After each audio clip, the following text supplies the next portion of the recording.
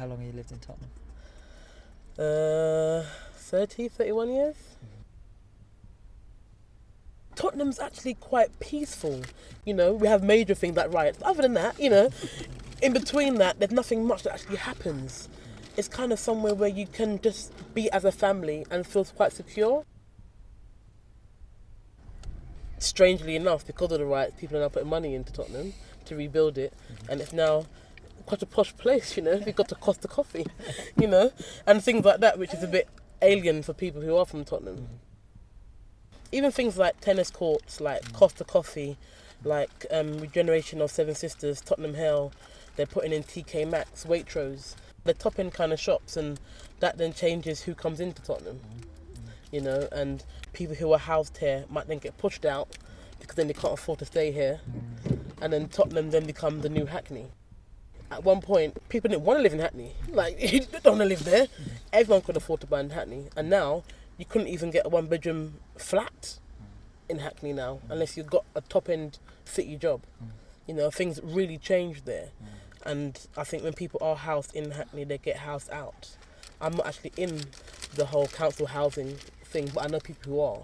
And when they do get offered places, they get offered places further out. So more and more and more, the working class are going further and further and further. And the inner city, they want it to be all white collar rather than blue collar, you know? There's loads of high rises again now, but for different reasons.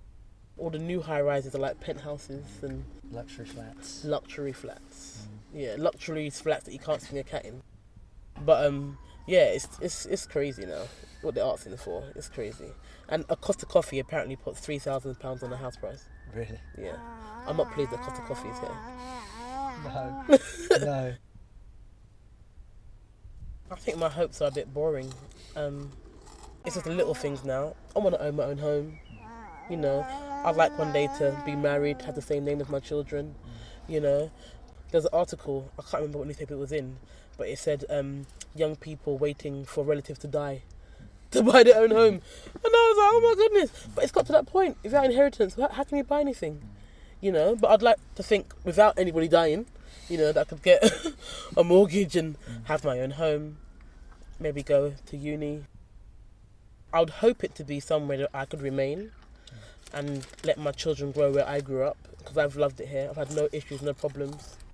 It's not like it's paved with gold or anything like that, but I know it. And that's what it is that makes me happy to be here.